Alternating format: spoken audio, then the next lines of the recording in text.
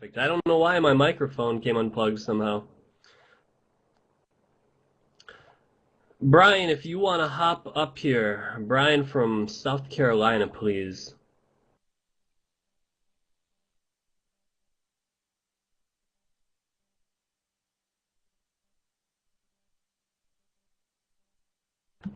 I was wondering, I don't even see that bar like popping up right there. It's kind of strange. So awesome. I believe I'm here. You are here, Brian. Thank you for coming on. Man, I had your story sent to me like 3 or 4 times yesterday, and when I read that letter that was published out on Facebook, I couldn't. Well, actually, you know what? I could believe that the GOP was actually doing this to someone. Before we get into this too much, Brian, I want you to tell everyone a little bit about you, how you were involved in the GOP, and then what actually happened. And when you get to that point, I'm going to go ahead and post that link to the Facebook uh, letter that you posted on Facebook, basically from what the GOP sent you. So the floor is yours. All right. Well, my name is Brian Frank. I'm originally from Ohio, live in South Carolina now.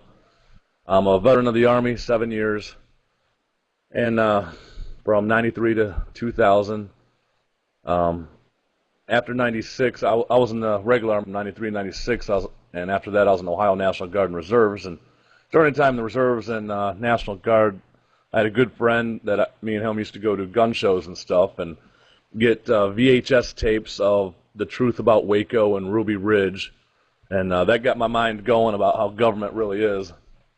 And I moved down to South Carolina in 2001, looking for better work and warmer place to live. Um, I knew the Constitution pretty good, especially being in the military. I was actually one that read it. That's why they get a lot of young people, because they don't. I Every once in a while I'd get a seatbelt ticket or something like that, and that'd really irritate me. And the last time I got a seatbelt ticket, I paid my ticket, and I made a YouTube video out of it, but I paid my ticket in pennies and nickels. And the secretary was refusing to take it, and she had to get the judge out there, and me and the judge were arguing. And he said, if we're a penny short, I'm going to take your license. And I had a receipt in my hand, and I said, if you take my license, I'm going to hold you personally responsible. That was my last YouTube channel before it got deleted, but it was pretty fun. But I got a ticket for disorderly conduct one time for going through a roadblock after I got off work. It was about 1 o'clock in the morning, and I was in my town, and it was right at a traffic light. The light was red as I'm pulling up to it, and right as I'm about to get there, it turned green. So I kept on going right through, and I was being yelled at, "Stop, stop!" And I got pulled over by about 5 cops right in a row, real quick, like 5, 10 seconds. And I rolled down my window, and I looked at the cop. I rolled it down just a few inches, and I looked at the cop, and I said, "Did I have a tail light out?"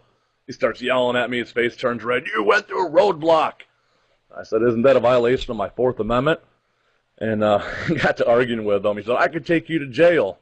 Well, he didn't take me to jail, but he did give me a disorderly conduct ticket. He didn't give me a ticket for going through a roadblock. It was disorderly conduct because he knew I knew more than him.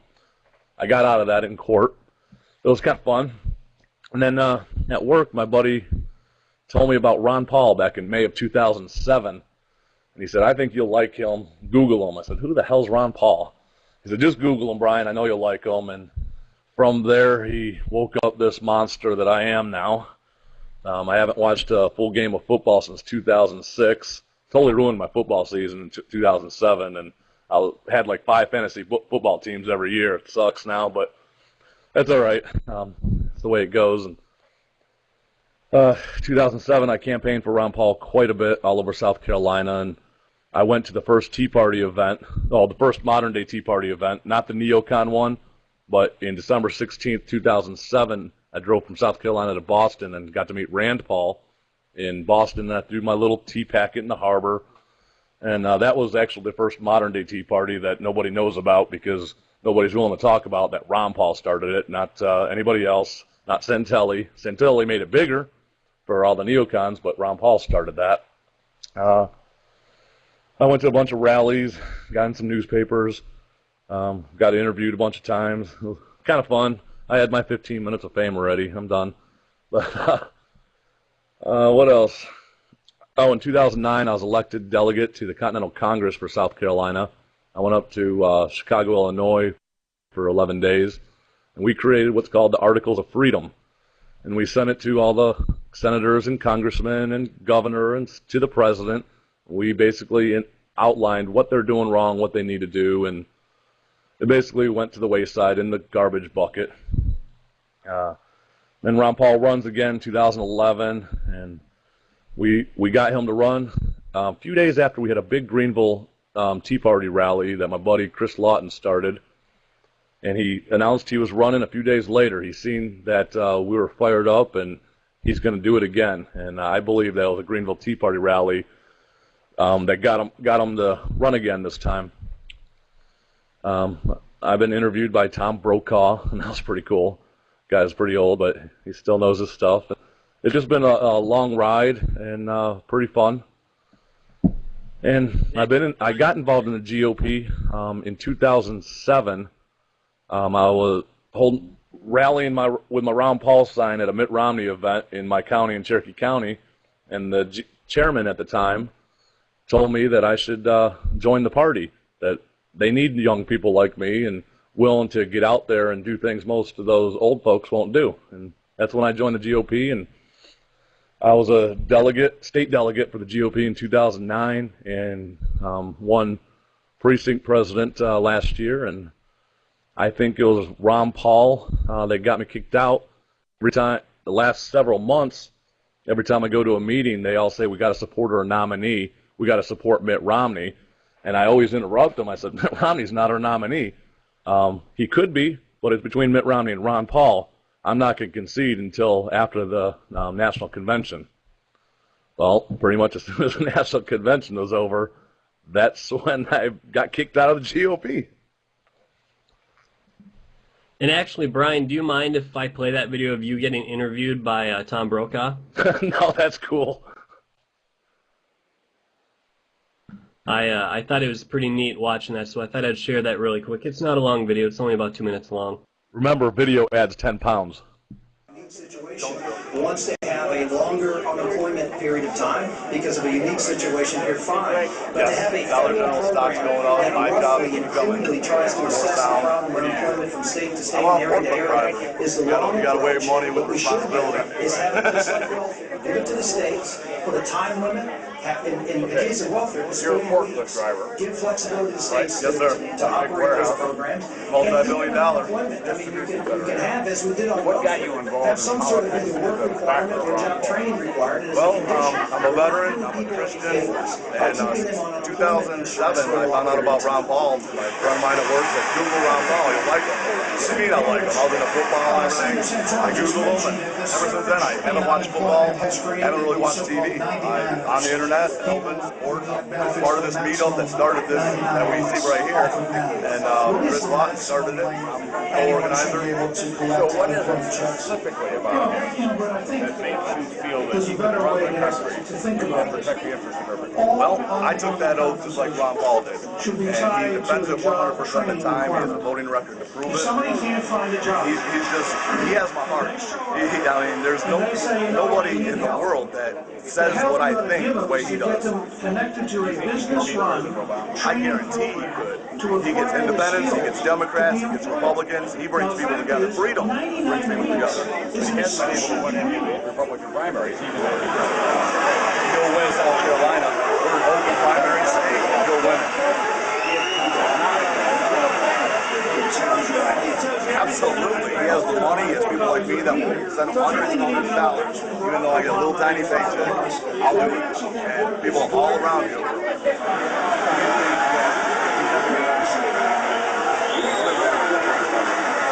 I think that I would like to see Ron Paul president. I don't want to see Barack Obama president. And whatever he believes, whatever's best for him, I want to see him president. Well, yes. Yes, definitely. I won't vote unless they're too evil because they still get evil. Maximize dependency is terrible for the future of this country. See, that's pretty cool. I like how you're actually able to say that to Tom Brokaw. I mean, some people would fold and they would actually kind of be nervous to say that in front of him, and you had the balls to stand up and say that. So I applaud you for that. Oh, Now, I was very nervous. yeah, Yes, I the was. the next thing that I'm going to give out now, I want you to talk about how you just received this letter on the 7th. Well, you might have received it a couple days later, but there's a letter sent out on the 7th of this month, if you could talk about that. Well, I was told I was getting kicked out Thursday or Friday last week, and they said they're having a meeting on Friday. I guess they had their meeting. This was sent to me. I actually had it in my mailbox on Monday. And basically, I put things on my Facebook page. I put things on the Cherokee County Facebook page. Not saying that I'm supporting anybody, because I did know the rules. Wasn't saying that I'm endorsing anybody. I just put Barack Obama stuff. I put Gary Johnson stuff. I put Mitt Romney stuff. Now, granted, the Mitt Romney and the Obama stuff, it was basically comparisons, and there is no comparison because they're the same. And it was pro-Johnson, of course. But as I have a freedom of speech and freedom of press, I was acting as both. And so I didn't think I was doing anything wrong, because I didn't say I am voting for Gary Johnson in November, and I definitely didn't say that I'm sending him money. And they kicked me out. They wrote me the letter. It's to inform me that I gave up my own office because I broke Rule 4 and 5, which says that I can't publicly endorse or financially support a candidate from a different party. And I don't believe I did that. I did now, but at the time I didn't. So do you think that there's any way that you could have fought it if you wouldn't have come out and publicly endorsed it? And even probably now. I mean, now that you're not on there, you never actually did any endorsing or sending them money, or at least told them that you're sending money while you were on the precinct committee. I mean, is there anything that you could do to fight that? It's not worth fighting. What happened now, I mean, if you looked at that Facebook, my picture on Facebook, it was shared 97 times. And what that means is the average person has between 1,500 and 5,000 friends. You multiply that, that's already possibly been seen by 300,000 or 400,000 people. I think John Major helped the Libertarian Party grow and helped Gary Johnson's popularity. Yeah, I mean, all it's really doing is exposing their true agenda and getting all the Liberty people out, regardless of who they support. If it's not their person that they're running for, like if it's not for Mitt Romney or Obama, they don't want him in that party, because even if you don't agree with everything Gary Johnson says, he's a heck of a lot better than a Ron Paul. So when people start waking up and they do find better and better candidates out there, they're going to realize what they are getting from the GOP is complete garbage. And when they start losing their votes, well, hopefully that party might die, or at least change their ways to actually incorporate the good candidates in there, so their party becomes validated again and actually is worth voting for. You know, we're lucky in South Carolina because South Carolina is one of the first states to vote. And so all the candidates come to South Carolina all over the state. And I met a lot of supporters for a lot of different candidates. Like, I met some diehard Gingrich supporters. I met some diehard Bachmann supporters.